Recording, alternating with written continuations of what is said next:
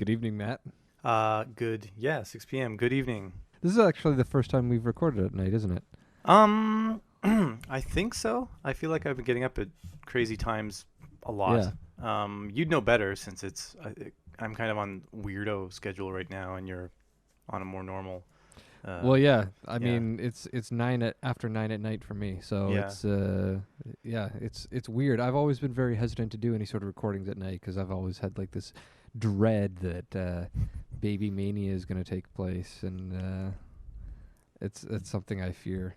It's It's the awfully worst. quiet there now.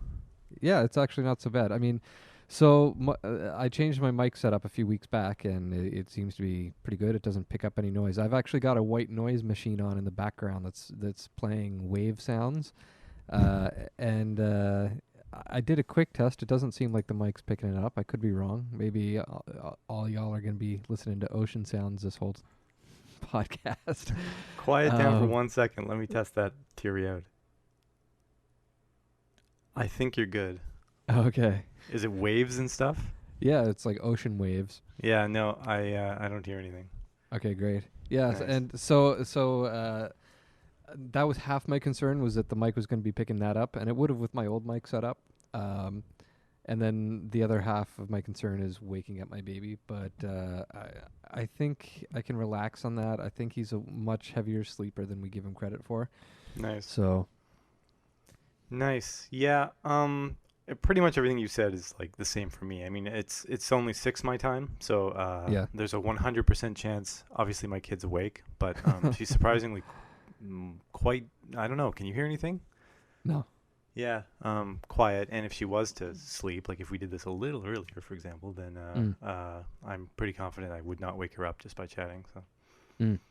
Yeah, you're in a pretty different part of the house anyway. So I'm like in the room directly beside where my kid sleeps. So nice. You're pulling it off like a champ, man. yeah. I gamble with the best of them. All right. So anything new and exciting on the go? Have you been playing lots of FTL? Yeah, I can't beat it either. Either I suck at the game or I'm just not putting enough effort in. I find it's the kind of game it's like I'll kind of play around while I'm doing other things. So Yeah. since I, as you know, have some job changes coming up. I'm doing some online courses Okay. just to learn some things. I'm kind of playing it while I do the course, Just which you're doing the course just for fun, or is it recommended? no one's recommended it, but So it's just for fun then. it's kind of no, it's kind of like I don't want to like start a new thing and just Yeah, be yeah. totally clueless and not know what's going on as part of it. Although it is actually kind of enjoyable, so I don't mind, and I have the time to do it now. I was completely the same way. I mean, when I first got into games, like I'd been doing stuff with Unity, Hmm, but I knew full well that my job was going to be with Unreal Engine. So as soon hmm. as I found out that I got the job, I spent like the next couple months trying to learn Unreal Engine. Did you find it So, useful? oh yeah, Yeah, good. yeah. It sucks if you like land on the job and you've just got no idea what's going on. But when So, they interviewed you, I don't know how much you can say, but when they interviewed you, was that a concern for you or for them, or well, like, did they say basically, well, just well, ramp no, up and they knew that I wasn't familiar with the software, so they kind of knew that there was going to be some ramp up time. hmm, And especially since that was my first game project, like I'd always worked in film up till that point. right? So yeah, they knew there was going to be some growing pains, but even still, like it's not fun to ever have that feeling that you're holding things up. So yeah, I totally feel like doing as much research as I can before I get a job. Uh, and even if it's not like anything software related I can do, but if it's like just researching the franchise that I'm going to be working on. Hmm. Hmm. Got it. So it's probably the same in your world as mine. I mean, there's a lot of companies for software people who are kind of like language and even technology agnostic, where if you can prove at the interview you're like smart and can catch up and just make a Yeah. difference quick, then so he has zero experience in this. Whatever. Come on board. Yeah. Yeah, I Yeah. mean, software, every package is going to have its quirks and its Yeah. special features and stuff, and it's totally about like, is the person intelligent enough to know how to ask a question if he doesn't know what he's doing, or can he figure stuff out? So Y- Yep. Cool. Was your interview difficult, or any of your interviews for game-related things? Uh, So I mean, I it's kind think of I interview well. yeah. Okay. Well, I was just Uh, gonna say it's kind of famous in, especially like for software developers at like the big whatever, Microsoft, Google, Facebook, this kind of company. They put you yeah. through like a full day with like 6 1-hour interviews, and they just really grill you. I have no clue what like what you face looking to get into a game company as a VFX artist. I think the game studios have actually been way more rigorous than film was. Yeah. Um, uh, I'm sad to say, but I feel like a lot of jobs, y- you're, it's way easier to get your foot in the door if you know someone who Yeah. has recommended you in the first place. Yeah. So I feel like with film, I worked at a company that makes software, and then I had people who could vouch for me, and so it seemed like the interview process never was in depth at all. Like they basically just, Wasn't really an interview; it was more a formality. it was more like them telling me what they're working on and letting me know or letting me figure out whether or not I was cool with it. Right. So then it was very weird because when I switched to games, it was very much like a complete lack of trust in me Yeah. because I hadn't worked in games before, and Yeah. working in real time is significantly different than doing like week long simulations of water and stuff. Yeah. So I had to actually like argue my case a little bit that I knew what was going on. Right. And I don't know, maybe that also has something to do with that I'm applying for more senior roles and stuff. So Hmm. I don't know. Do they have you like actually pull out your tool set and like do like simulate things in front of them? I mean, I feel like what you do just No. yeah, you can't even produce something demonstrable Well, in an interview, right? it's depended. Like my film jobs never I never had a test. And companies will actually sometimes do tests for people. Like they Hmm. will get them to do tests, simulations and stuff. Right. It's actually quite common for television and I guess advertising, particularly where you have to do stuff on a short timeline at a regular basis. Ah, okay. Um, But what is so a test? Like, what is that like a take-home thing and like send us something, or do they actually yeah, quiz you on the spot? no, it's like you have a day or Mm. or 2 days to do a little animation to show that you can do something. Right. So I actually did have one job at one point, in Scotland, at an advertising company, and so they did actually get me to do a test for them, which I passed. Uh, and then they hired me for something completely unrelated to the test, oddly enough. Yes, and I Uh, believe it didn't turn out so well. no, well, it depends on how you look at it. It was From the actually one of job, from their point of view, it didn't turn out too well. In uh, their uh, we won't get too into that yeah. in this particular episode. But no, with games, they didn't make me do any tests. But Ah, with sucks. all the other companies, they just did like phone or Skype interviews. Okay. And the first game studio I worked at, that was fine. I had a couple of Skype interviews with at first just with the lead, and then at second with like a bunch of team members. So if I can interject really quick, sorry, I'm Mhm. just really curious. Like, what is that Skype interview? Like, what do they ask you, and what do they do? Well, I sorry, I'm just distracted by the fact that we're going into an interesting discussion, even though it's not at all what we intended on talking about, as we tend to do.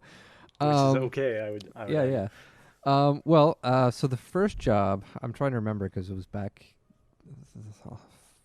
4 years ago almost or something. And, I don't know. I guess and my again, kid's only. this is I get games, right? Yeah, Or is this my film? kid's only 2.5 years old, so it was 2.5 years ago that I had this interview. uh, so if I can recall, they basically were asking like what type of games I'm into. They were asking stuff like if I had to do a certain type of effect, like how would I go about tackling it, or I guess uh, they actually gave me this scenario of like there's a level where there's monsters coming up through the ground. Uh, what would you do for the effects? Okay. And so it's like you've kind of got to think on the spot. It's like, okay, well, am I doing just the effects for the monster itself, or if I'm doing the stuff as it's coming out of the ground? Are there like other stuff in the scenes that could be like giving off the sense of the like destruction and stuff happening? Like if there's fire hydrants and stuff, like if are they just coming up purely through a hole, or is it kind of like seismic activity that's causing it? And therefore, if it's seismic activity, maybe like fire hydrants are going off, or like it's killing street lights or something. Like, what sort of dust effects and debris effects need to be done? Or, like, what's the size of this creature? Does it have like drool coming out of its mouth, or does it have like any sort of special aura or anything like that? So there's a lot of like coming up with on the spot, like what are all the different cases that you may need to do, and then maybe given a certain timeline, what is realistic for you to be able to do, and then they'll ask you like what kind of approaches would you take. Which at the time I hadn't done any game stuff, so I could only grasp at straws at like how would I have done this for film, and does it make sense doing it that way, or is maybe that approach really simulation intensive, and maybe there's a more lightweight solution that could be done for games. So Interesting. And how much did did you prepare for it, or did you kind of just? oh no, there's like no preparing for this at all. It's like all the questions are on the fly. So Right. yeah, But the only preparation I did before the interview was just following some tutorials in Unreal Engine so that I could kind of get a sense of like how do you make some particle effects, or like how do you build a shader and stuff, so that you can just have enough familiarity to know whether or not you will feel comfortable in the software. Okay, I see. So I don't know. I feel like when I'm asked a question, I'm generally able to come up with something on the spot that sounds sane. So obviously that interview went well, and I ended up getting the job. Right. And do you think the interview would have been styled differently if it, like you said, it was for like a more senior role, like if you were very junior, just out of school? That one wasn't like that one wasn't for a senior role. That was just for a regular effects artist role. So I think I was kind of fine on that. Like they knew that I was pretty experienced with Houdini, and I kind of knew a lot of the principles of what I was talking about. So and were you working with Houdini, or was that already you were going to be working with Unreal at that point for that job? I worked with it for a little bit. I did have to build like some textures like for explosions and smoke and stuff in it, but no, for the 90% of my time was in Unreal Engine, and maybe 9% of the time was in Houdini, and 1% was in Photoshop. Interesting. So they actually they provide you with Houdini as well. Like it's a tool that's. Oh yeah. Okay. So they just have like you can use your tool of if you went in with say a background in Maya or something, like they have all the tools so that all these people from diverse backgrounds could just hop in and start making things. Yeah. I really have no idea about VFX, obviously. Yeah, I mean, they don't just have it on stock permanently. Like they'll kind of tailor it based off of whoever's there. But yeah, I think, for character animation, it's a lot more specific, or like environment modeling. I think it's generally like everyone uses the same package. But for Houdini, or sorry, for VFX, where most of the stuff is actually being done as textures, and not like live explosions and stuff in the game per se, but as like images. They don't really care how you generate those images. So like if you're super good at painting, you could paint the stuff in Photoshop. Or you could, if you're really good at using fume effects, maybe you want to use 3D Studio Max, or if you want to use N particles, you can use Maya if you want. But so for the most part, that's the case. But every now and then they will have like a specific thing that they've built into their pipeline that you just have to use that tool for, because it's what the whole workflow is designed around. Yeah. So and does that tend to be Unreal, or in your experience? Well, no, for in that instance, what I was going to say is that like there were three of us that were brought on specifically because we knew Houdini, and Hmm. so like the destruction pipeline where you like break buildings or bridges or whatnot, like that was done with Houdini, Hmm. and then you would. So there's like all sorts of different ways that you can break stuff apart. Sometimes it's like completely pre-fractured and pre-simulated, and then you're just loading in a cached sequence that's already saved to disk as is, and it'll never be different than it is. Um, and so that's what we use Houdini for. And then other times maybe we'll use Houdini just to fracture, like pre-fracture it, but then the actual live simulation will happen in game. Okay. Cool. And the difference between those is like one is more for like backgrounds that you never need to actually interact with, and the other maybe will only be made up of like five different chunks of a table or something, and you can actually kick those around. Okay.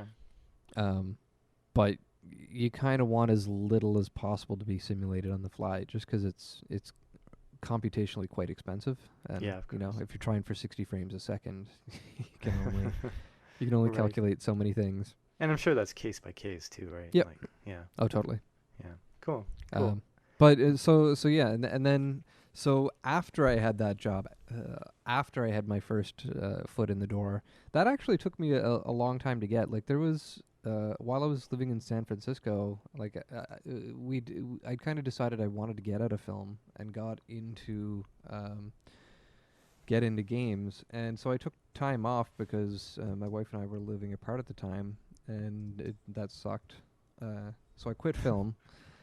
And then it was actually I don't I don't know if it was purely because I was living in the States and I didn't have any sort of work visa or anything, but it was really hard for me to get a job. So like I felt like I was overqualified for some stuff that I was applying for, but they Hmm. still just weren't interested because I didn't have game experience. Yeah, I kind of remember, and I think. Well, I don't want to. I'll pose it as a question, I guess. I mean, if I recall, I think you were trying to. You actually went like kind of. It seemed like things were going well with a few companies, and then I think they weren't willing to sponsor you for a visa. Is that correct? Or Yeah. that became a problem at some point? Yeah, and it was interesting because there was one company, like, so particularly if you're from Canada or Mexico, like there's the whole process through NAFTA that made it is quite simple to get a TN or a status Yeah. to do work like that. But um, not everyone knows what's involved. Like a lot of Americans, they think that it's a complicated process, even though they haven't necessarily looked into it. So they're not willing to even really look into it. Hmm. Um, To be so fair, do you think it's different in Canada? I honestly have no idea. I've never had to pay attention to it, so Yeah. I just haven't. But from what I understand, it is just as easy for an American to use that NAFTA status to work in Canada. I believe it works exactly the same way. You have to do Yeah, exactly the same process, exactly the same like proving you can't hire a local person kind of thing. yeah. Yeah. Um, but yeah, it was really weird because there was one company that uh, didn't want to go through that process. They just wanted me to start working, and um, I'm never gonna name that company because sure. um, From what I know, that's yeah, that's a terrible that's a terrible thing for it's everyone extremely involved. illegal. Yeah, lots of people would get in trouble. uh, yeah, I would never be allowed back in the country. Yeah, um, and they would be fined they significantly as well. Yeah, so that seemed really bizarre to me because, Mm. like, it would have been really easy for me to get the TN status if Mm. they had have been willing to do it that way. Did you kind of have that discussion with them? Like, say, here's what Yeah, I'd like but to do. yeah, and I proposed it, and they said, well, we don't really want to hire anyone full time right now. And I'm like, you're not supposed to hire people full time on this. Like, it's not the same as an H-1B. Like, you're not supposed to offer full time.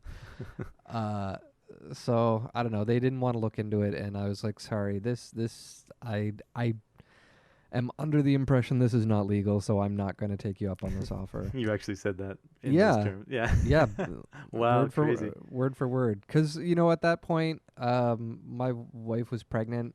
We were pretty interested in letting our son get born in the U.S. so that he could get citizenship, and it seemed like, why risk doing something that's gonna like potentially get us banned from the country and stuff? Like, Well, it's especially troublesome if like I don't know what your experience was like, but in my experience where you kind of establish a relationship with a hospital and a doctor and your yeah, wife gets comfortable, and if you suddenly have to leave the country and it's like okay, like where are we going to even go and kind of reestablish those relationships and stuff. yeah, It's very uncomfortable going through that at that stage for sure. yeah. Yeah. So I mean, so yeah, it was difficult to get my first job, and then finally I did get my first job, and it helped that I knew a couple of the people there that gave me that gave them the incentive to interview me in the first place. Right. Um, And had and those people also come from like a film background and then made the jump, or were they uh, always? yes, actually, Hmm. Okay. yeah. Very Um, interesting. So that makes me think. I don't know, but going back to my experience with like big software companies in the U.S. anyway, like most of them work directly with like an external law mm, firm, and then it's like I just feel like no matter what, they just have an army of lawyers ready to just take care of any situation, and there's never any like kind of like the sketchiness you describe. yeah, I've never even come close to encountering anything like that. It yeah, makes me wonder. Yeah, it's but like are in they? fairness, you've dealt with pretty big companies, right? That's Like, exactly like. Are you dealing with smaller companies, or was that a surprise to you because it's yeah, a I big mean, enough? Yeah. there's Okay. there's there's an awful lot of companies in the world that are smaller than Microsoft. so, Really? or so, Well, I'm still. uh, I know we're not naming names, but I would still imagine yeah, like some if you did drop names in the industry, like the bigger companies, who people have heard of yeah. and I have mean, like like 1,000 employees. EA is a massive company, Yeah. right? Like they're one of the biggest names in the industry. So Yeah. of course they're going to treat you differently than um Whoever, right? yeah, whoever like Yeah.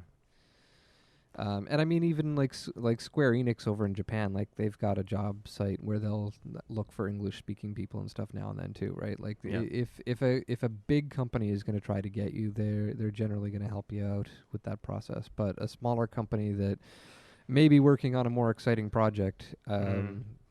uh, may not necessarily know the ins Yeah. and outs of all the legal stuff as well. Got it. And Uh, how do salaries compare between those smaller exciting projects versus say I don't know the bigger companies? it's hard to do an apples to apples Yeah. Yeah. comparison because they're always going to give you different benefits. Like Right. some companies will give you like a percentage of the profits, Right. and some will give you company stocks, and some will give you like Of course. 3 weeks vacation versus 2 weeks vacation or something. So Yeah. Kind of looking for a um, ballpark, I guess. Something that might the be interesting for someone to know. uh, yeah, um, Difficult. it's too difficult to answer, especially because yeah, I just don't want to get into it. Yeah. Okay. That's fair. That's fair. uh, yeah, I'd be happy to get into it one on one, but not so much in on super public chat. That's But fair. yeah, it's always going to depend. Like person to person, it's going to depend. Like a large part of any salary anyone gets is based off of their ability to bargain. Mm-hmm. Um, so yeah, you're gonna get different amounts just from person to person, and then from seniority in your jobs, and then obviously, yeah, if a company's bigger than another company, they can afford to hire people better. So, Fair. Fair. um, I have yeah, another. the big thing after that was once I did get my foot into the door, because I'm only now on, I guess, starting my third project now, but Third project in big games, you mean, or yeah third yeah project with the current company? in games period. Okay. But after I only had one game under my belt, people were still kind of skeptical. Like they still Mm. wanted to grill me, um, and this time it was less like now they knew that I had gotten my foot in the door, so they didn't want to ask me the basic questions like how would you approach this effect. Now they wanted to know like uh, how do you optimize your effects? Like straight Nice. up, like how do you do it? Yeah. So Uh, that must be a little bit of a like, yeah, I've made it kind of feeling there, I imagine. yeah, it's nice because I had interviews with two, in my opinion, big companies after leaving the coalition on Gears of War 4. So Mm. I had interviews with two companies, and they both seemed interested enough to want to hire me. So it was. I guess I feel more confident now that I'll be able to continue get jobs. Nice, nice. And I mean, I feel like we might have even touched on this before in the podcast, but do you? I know the answer, but do you have any regrets leaving film, or is it you just never want to look back? Uh, yes and no. Um, I'm very much the type of person that wants to do everything. Yeah, so totally understand. it's hard. Like it was fun working on an indie project specifically because I got to do everything. Mm-hmm. Like we were, I was helping to do the design. I wasn't doing any programming when you and I were working on something. But I was doing art and I was doing game design, and I got to do music as well. Hmm. Um, and marketing, and I love it all. And to an extent, it's the same with film and versus games. Like I I enjoy games more than I enjoy film. Hmm. Like I play way more hours of games every year than I do watching film. And does that translate well into working? Like, do you enjoy working in games way more than film as well? I think so. Hmm. Um, Games I find. Um, so I think that might I think it might be a difference between who owns the property. Okay. Um, particularly if you're doing it independently, whether it's film or games, you get to own everything, and you're gonna either love or hate, but you get to do it all. Right. With film, the studios that I worked at were generally service providers. Okay. So someone owned the property and they hired us to work on it, and they kind of got to call all the shots on like what do they want. And Okay. so it's very much up to us to like try to meet what they want and Okay. then do revisions and stuff based on whether or not they're happy with it. So maybe your Where particular experience has differed, but wouldn't that be something that's prevalent in games as well with like publishers and developers? Yeah, I mean, I can't think of any games offhand where that's kind of the case, where they're like service providers. Like it obviously happens. Like studios will outsource and stuff, so Right. it obviously happens.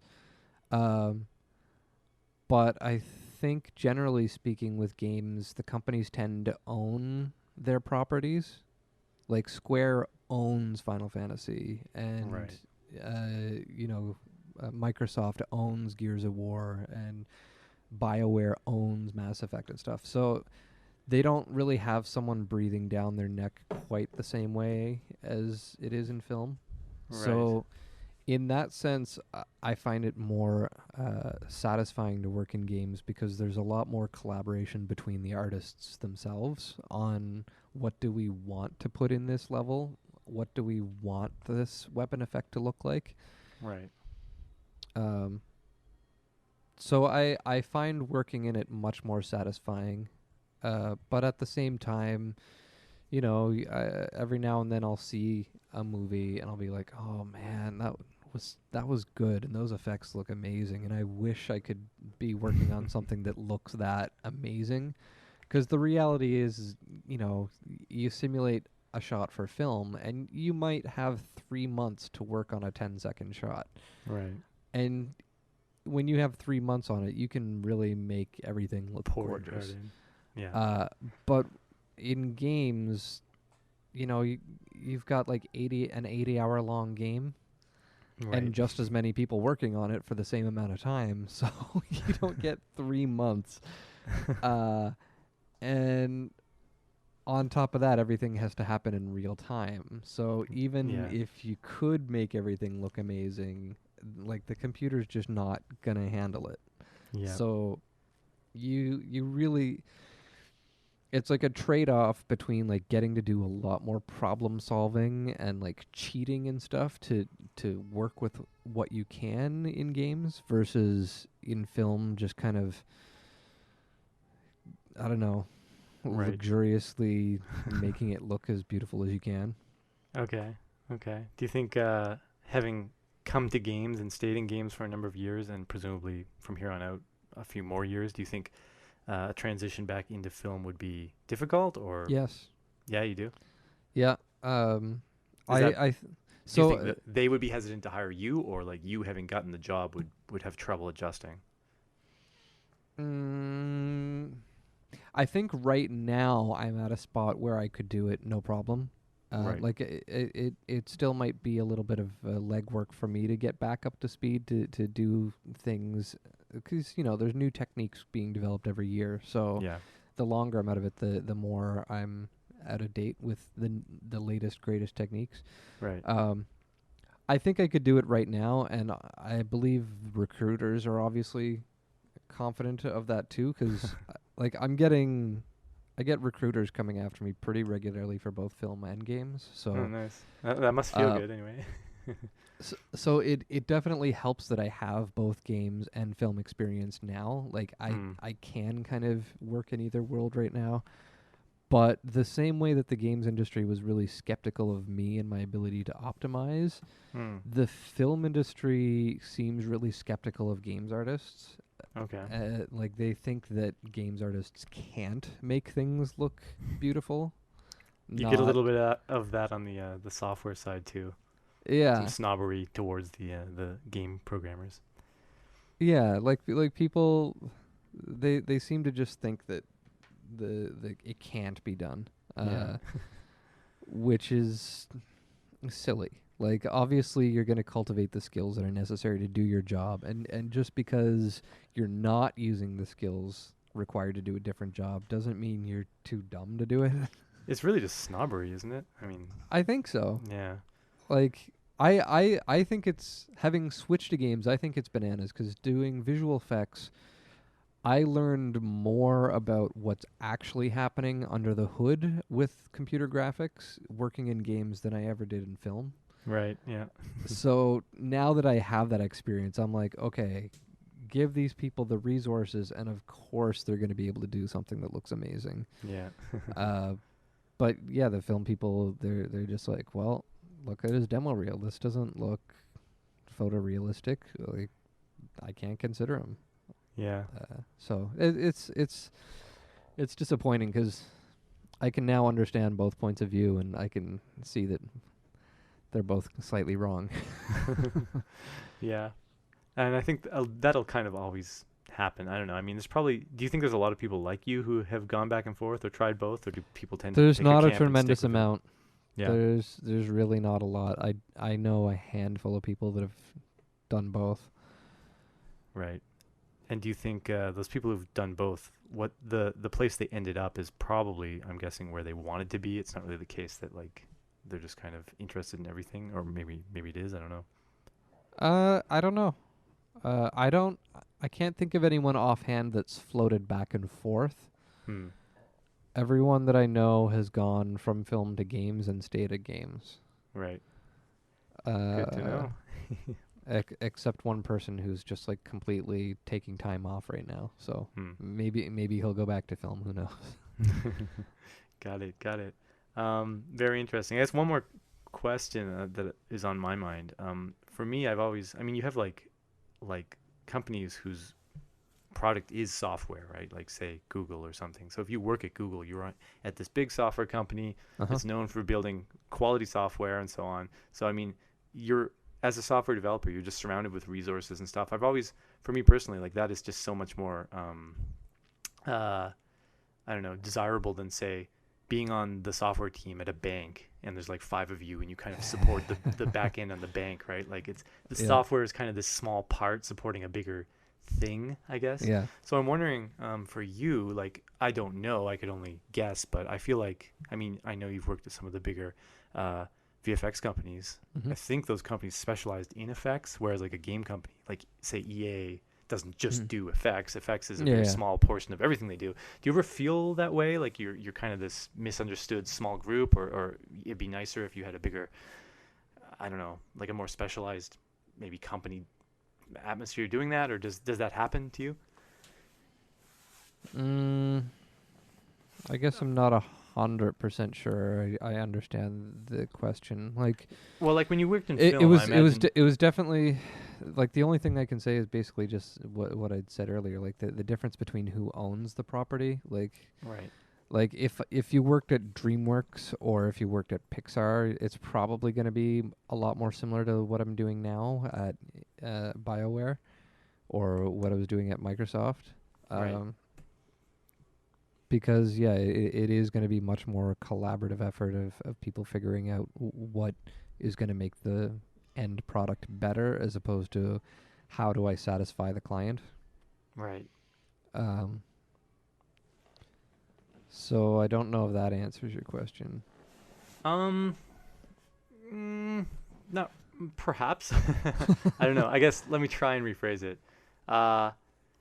Because so where I did work in film, like when I worked Right. at Digital Domain, for example, like it wasn't just people who did simulations like me. Like there were Right. character artists and riggers and compositors and lighters and stuff there too. So it was a Okay. full team of people. It wasn't just effects people. Okay. So it's probably me kind of misunderstanding, perhaps. But I guess do you okay? How about like just team sizes in general between say film and games? Do you find there's a big I difference there, and is it a weird feeling to have worked in both? It's weird because I can only have my perspective of it.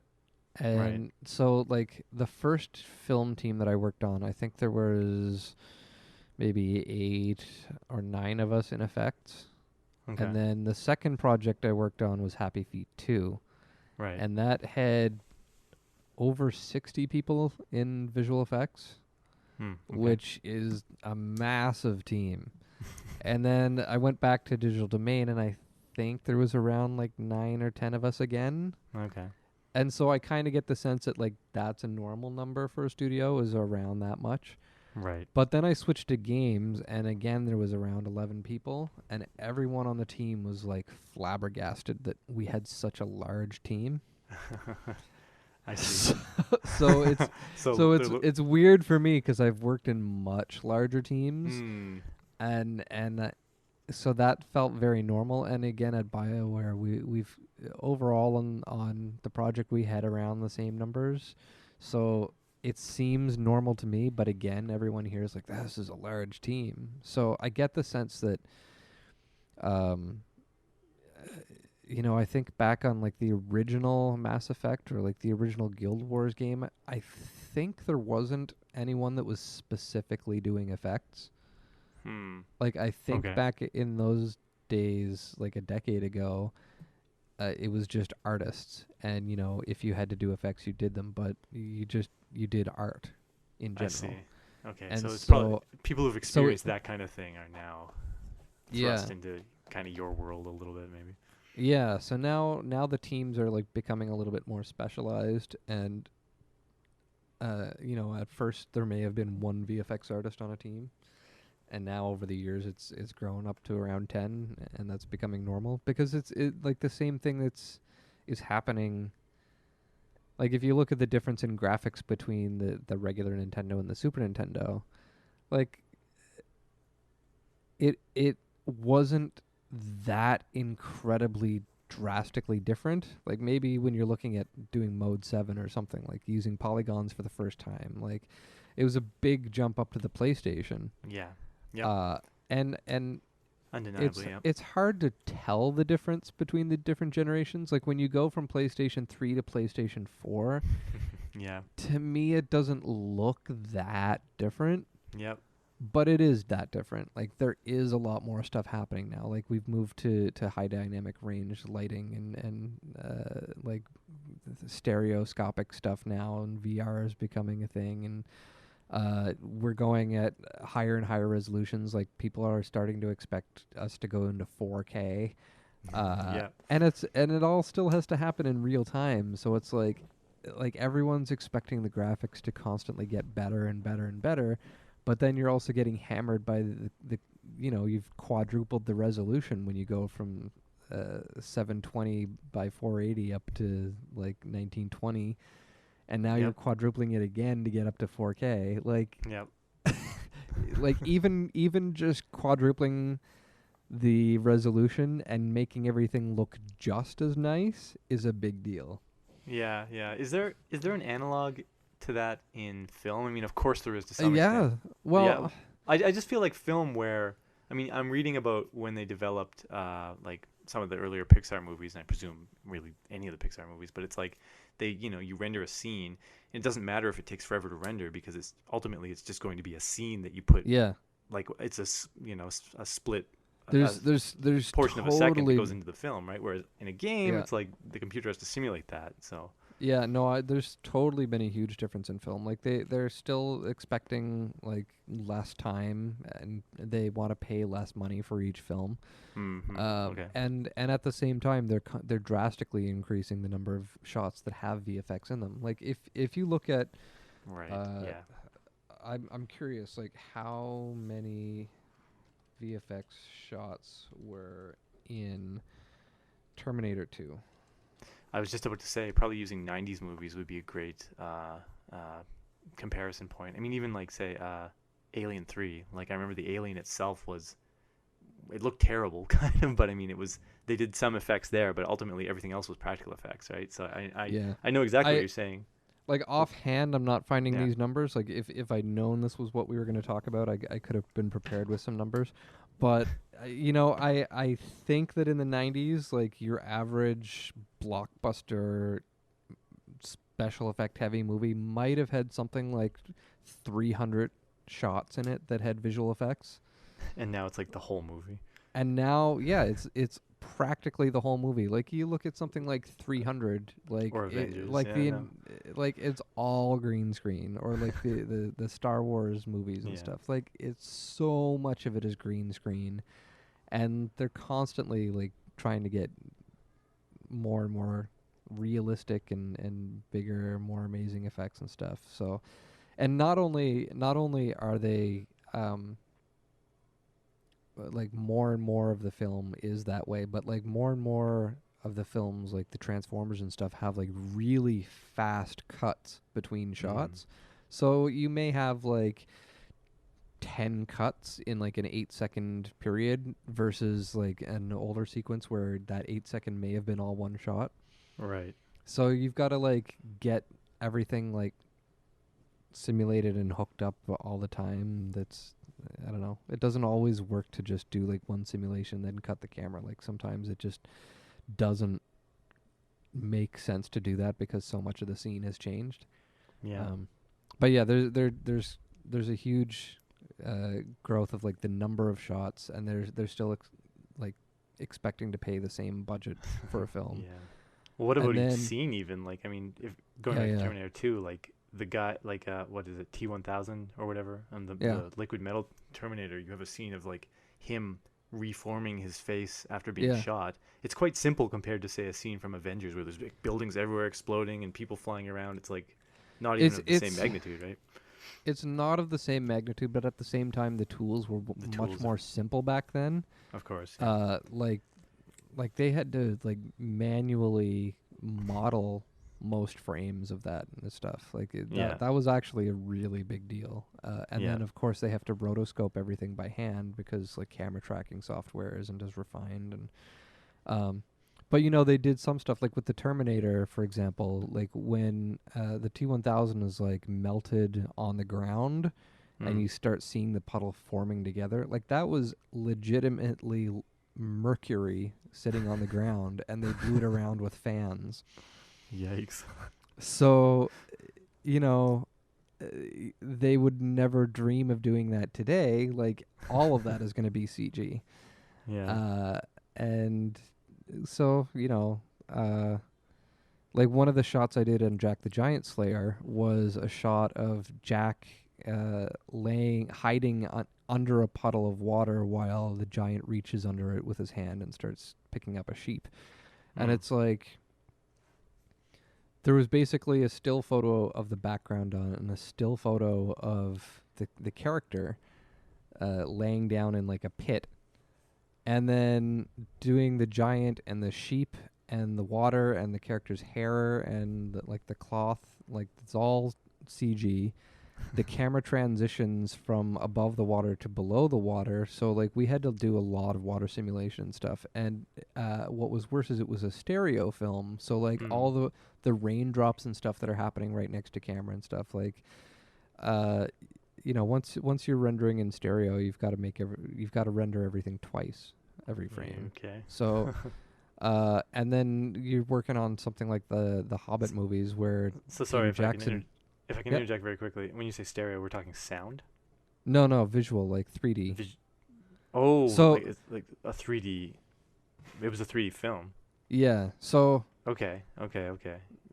so yeah, it's stereographic Right. is the full word, and most people call it 3D, but then that gets confusing because if you're It's not. animating in 3D, then that's what's 3D, and Yeah, I see. anyway, so yeah, the actual term for those is a stereo film. Got it. So obviously, every time there's if you were doing it 24 frames per second, which is a film standard, then you're now rendering 2 frames for each one of those frames. And then you've got people like Peter Jackson who's like, okay, I want to do it in 60 frames per second. So, you've Yeah. now, it's not just a matter of rendering those extra frames. Like, you have to simulate all that stuff. Like, that takes a lot longer to simulate so that you have 60 pieces of information every second as opposed to 24 pieces of information every second. Well, it's just literally double the work, isn't it? Well, when it's 24 to 60, it's more than double the work. But yes, but I mean, it's literally that whatever that ratio comes out to, that much more work, right?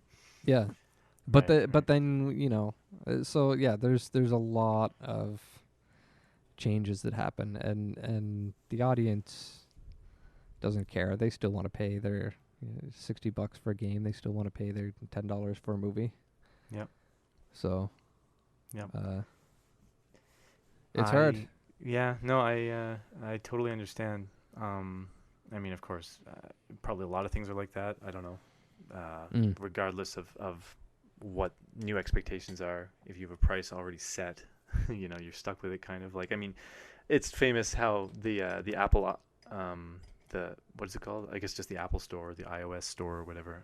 They put a lot of pressure on everyone early on to sell every app for like $1 and games for $1, and now they're always saying like that haunts the mobile game industry because people still expect to pay $1 for everything, and yet the games themselves are like, you've gone from like Bejeweled kind of stuff all the way up to whatever, like a lot of the more complex games you get nowadays. And I'm pretty happy that companies like Square Enix will sell like an iOS version of Final Fantasy Tactics, and they'll charge like the price that you would charge for one of their games. Yeah. I feel like this race to the bottom Hurts isn't everyone. so good. Yeah. It's great if it's a one-man indie team doing Flappy Bird, and who do they need to pay other than themselves, and how much time and effort went into that game. But if you want the industry to grow and become more than just endless runners and match threes, you're gonna have to pay an amount of money that can support that. Yep. Okay. Well, one last question for you. It's again just stuff that's on my mind. But so obviously film. I know you did like, I think Happy Feet was like a fully animated feature. Yeah. But like and Romeo and Juliet was also fully animated. Awesome. Well, obviously games are also at least virtually all fully animated, right? Whereas film, you kind of have this interaction between live action and VFX. Are you pining for the Sega CD days? Well, it depends how you define pining. I could go on about my Sega CD woes, but I'll save it. I guess I'm just wondering, like, I imagine the standard in film is to do more the like working with live action scenes and putting VFX into that versus the game industry standard of just building entire scenes. Although it sounds like your film experience, you had more of that kind of fully animated. But do you like is the contrast large, or do you find that a big difference between games and film? Mm, I mean, I maybe you only did the one movie that had kind of the live action no, visuals. I did Jack the Giant Slayer and I did Ender's Game. Okay. So I mean, the thing is that when you're working in film, the most important thing is just getting it to look good, Hmm. uh, and it only has to look good from the one angle. Yeah. So, I mean, unless you're doing stereo, and then that's a slightly different thing. But you have a very specific thing of what you're trying to achieve. Right. Whereas in games, at least the games I've worked on, they're 3D environments, and you don't know where the player is going to look, Right. and you don't know when they're going to look. You don't know what weapon they're going to have equipped at a certain point in the game. So it's like there's a lot more of just having to account for everything and make stuff Mm. look good from all angles. And um, you know, instead of having just a single, like a photograph frame thing where you're looking at a waterfall, like you Right. have to think of, like, what if the character gets up close to the waterfall, what if they're far away, what if they get to the left of it, or what if they get behind it or something. So it's like So is there a lot of cheating you can do in film that obviously you can't do in games? yeah, I mean, I'm just wondering. I mean, obviously, if you build out a full 3D model of something, you need yeah, that in yeah, a game in a 3D world. But in the movie, maybe you could just do the front part. yeah, Yeah. totally. um Yeah. yeah, so there's a lot of, like, being able to cheat stuff because you only ever need to look at it from the one angle. And Yeah. generally speaking, you only ever need to see it once. uh Right. Whereas in games, like, you're probably gonna take each effect that you build and populate every level with it, or like the person's Right. gonna fire the gun more than one time. So it's like stuff has to consistently look like it belongs, and people are going to be able to look at it over and over and over again and scrutinize it. Yep. Um, At the same s- time, you can patch a game and like yeah, fix your little mistakes. Whereas I imagine in yeah. film, I don't know what the feeling is. It's like obviously you have to get it right, right? I mean, there will be director's cuts and stuff, and sometimes they will change it for Blu-ray or whatever. Yeah. But no. I mean, that is one thing, is that you get to fix the bugs. But um, I had a thought and it's escaping me. Uh, yeah, it's That's all right. gone. Noted. Cool. Okay. Well, I don't know. I enjoyed that. I mean, we've talked about VFX before, but I'm still kind of obviously I naive mean, you and and I have. I think it's the first time we've touched on it at all for the podcast. So, yeah, I don't remember. uh, I thought we did an early episode. I'd have to look back, but either way, yeah, good discussion. Cool. yeah. Yeah, okay. So So anyway, time's up. about 50 minutes, not at all what we thought we might have talked about. But Hey, uh, we saved the chances topic. are there'll be some people that find this more interesting than what we were going to talk about. So, Rocket. Okay. Well, thanks for sharing your thoughts. And so let's look forward to more evening podcasts. yeah. Catch you later. High five.